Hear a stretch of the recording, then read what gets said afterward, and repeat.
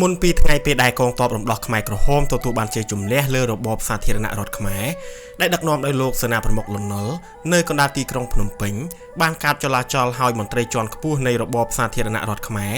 ដែលធ្លាប់តែฮืអហាចាប់ផ្ដើមភ័យខ្លួនអ្នកខ្លះរត់ចោលទូនីតិនិងអ្នកខ្លះទៀតរៀបចំបង្វិចរត់ឡើងយន្តហោះចាក់ចោលមាតុភូមិជាទីស្នេហាក្នុងថ្ងៃរដូវនោះនៅភូមិទុនលៀងឃុំរមាំងថ្កោស្រុកស្វាយទៀបខេត្តស្វាយរៀង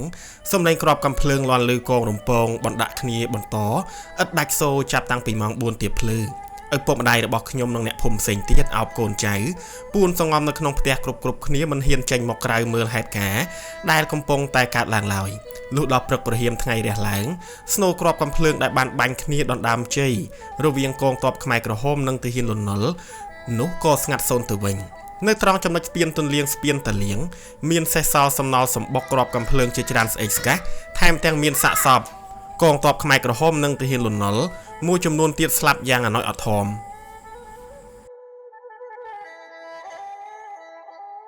ម្នាក់ដែលអ្នកស្រុកស្គាល់អត្តសញ្ញាណយ៉ាងច្បាស់ថាជាអ្នកមានស្រុកកំណើតនៅភូមិភៀកបូព៌ាបានដេកស្លាប់នៅក្នុងថ្លុកឈាមគួរឲ្យរន្ធត់ជាពន់ពេកសាកសពទាហានម្នាក់នោះដេកស្លាប់កាប់មកជើងម្ខាងនៅលើស្ពាននិងជើងម្ខាងទៀតធ្លាក់យល់យកសំយ៉ងចុះក្រោមហើយមានឈាមហូរប្រឡាក់អាវស្ទើរពាក់កណ្ដាលខ្លួន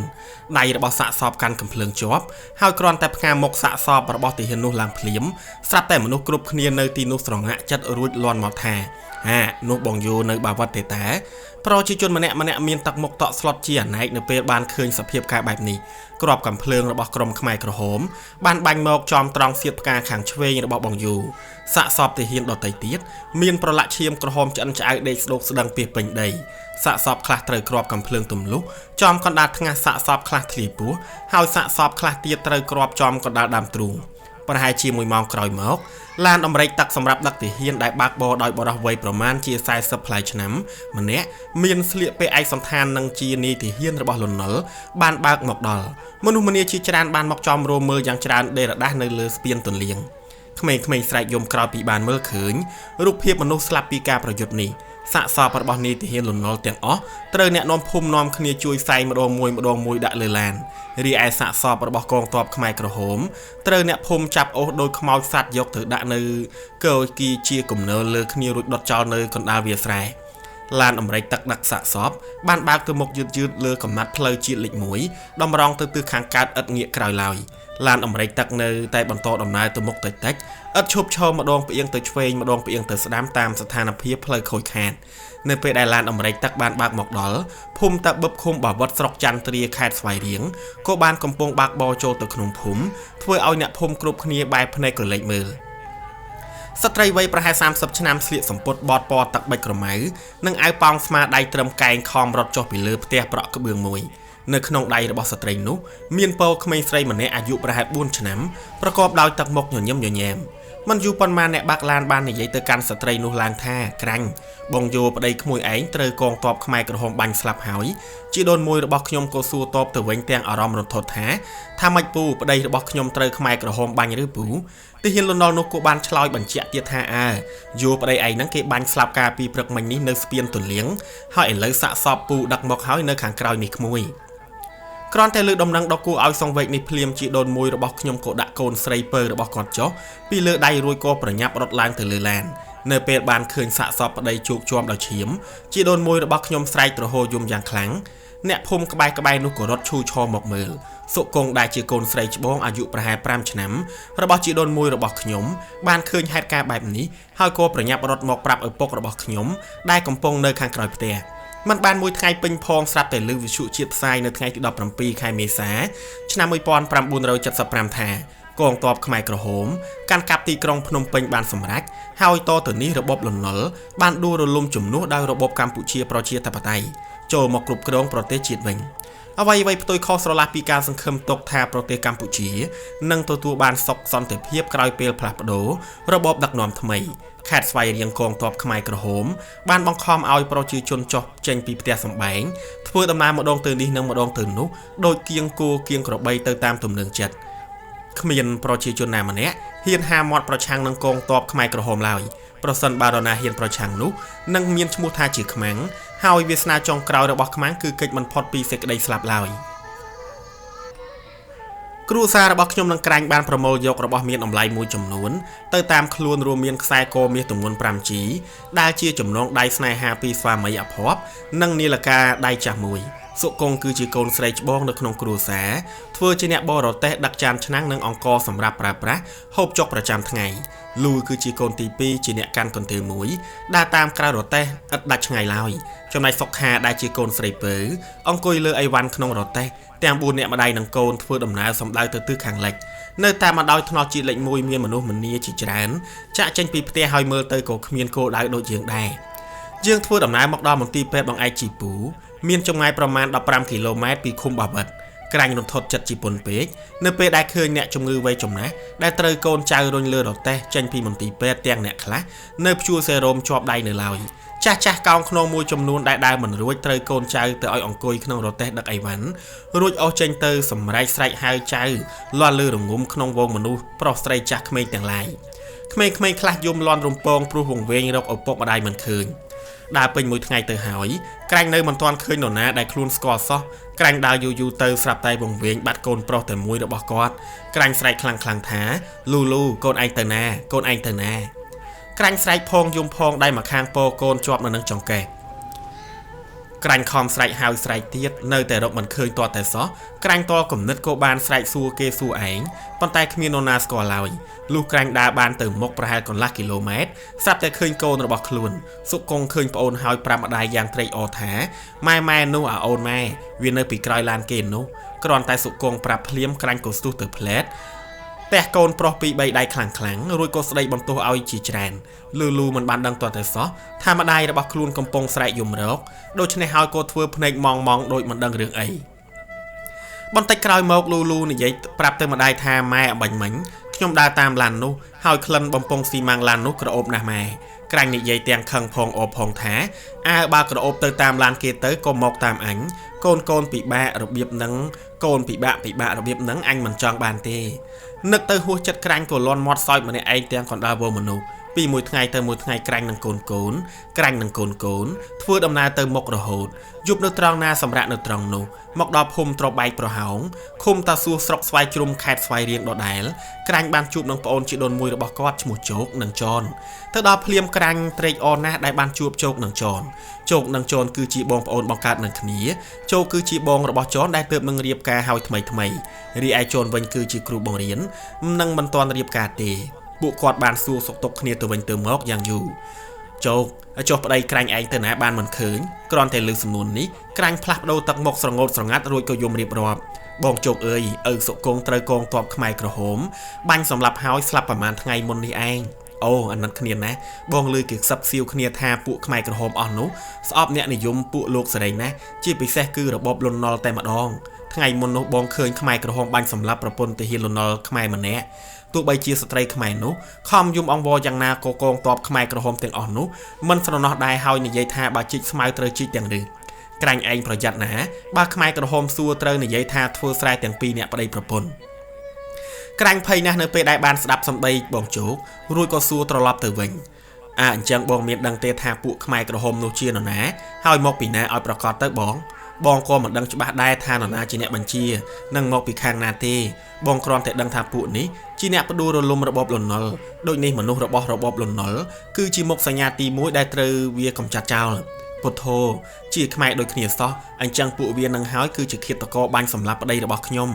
និយាយបណ្ដាក្រាញ់នឹងកូនព្រមទាំងបងជីដូនមួយក៏សម្រេចចិត្តធ្វើដំណើរទៅទិសខាងលិចទាំងអស់គ្នា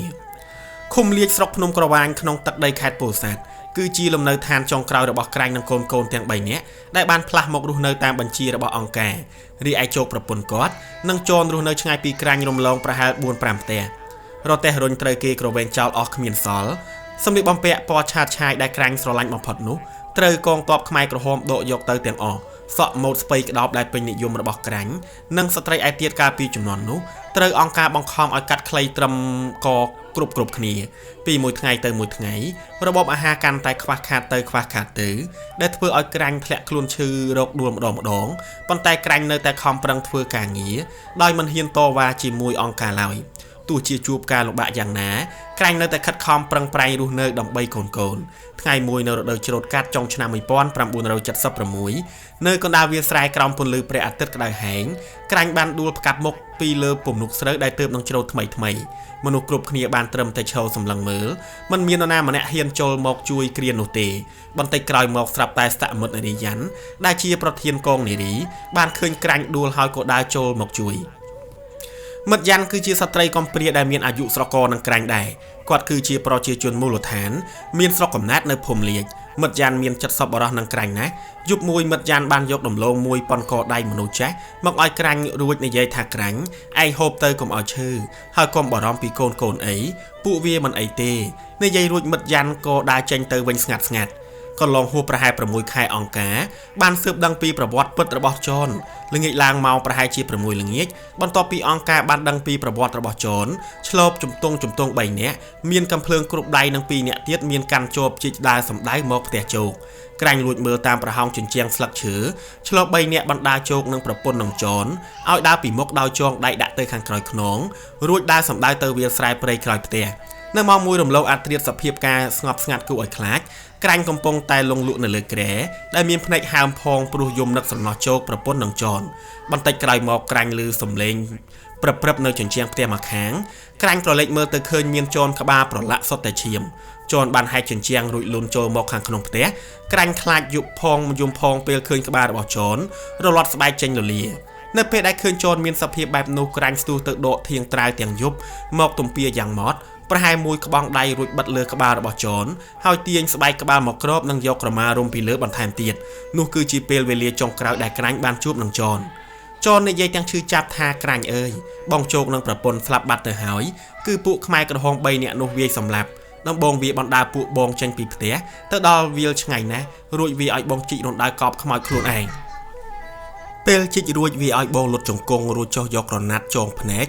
បងលើសំឡេងផងខ្លាំងគឺពួកវាចំកញ្ចឹងកបន្ទាប់មកវាយបងមួយត្បូងជាប់មួយទំហឹងរលាត់ស្បែកក្បាលឆ្លប់ស្មានតែបងស្លាប់ហើយវាក៏ចេញទៅវិញបងគិតថាមិនរស់ទេលឺដូច្នោះក្រាញ់យំផងនិយាយផងនឹកគិតពីសុវត្ថិភាពរបស់ខ្លួននឹងចនខ្លាចក្រែងលបឆ្លប់ក្រែងឆ្លប់មកឃើញហើយនិយាយទាំងក្តីអាឡ័យអឡោះថាបងចនរត់ទៅបងរត់ទៅទិសខាងជើងណាបងកុំទៅនិរដីព្រោះពួកនោះសាហាវណាស់ខ្ញុំជួយបងមិនបានច្រើនទេនិយាយរួចក្រាញ់ទៅយកផ្លែស្វាយដែលសមិទ្ធអរិយានឲ្យពីល្ងាចឲ្យទៅចនក៏ចាក់ចេញទៅចាប់តាំងពីថ្ងៃនោះមកចនបាត់ដំណឹងរហូតចំណែកលូនិងសុខាត្រូវអង្គការចាត់ឲ្យចូលក្នុងកងកុមារនិងមានទូនីតិដើររើអាចគោមកធ្វើជីរីឯសុកងមានរូបកាយតូចល្អិតត្រូវអង្គការតម្រូវឲ្យខ្វៀលគោថ្ងៃមួយសុកងឈឺពោះរាករូសមិនឈប់សោះរហូតដល់ស្គមរីងរៃ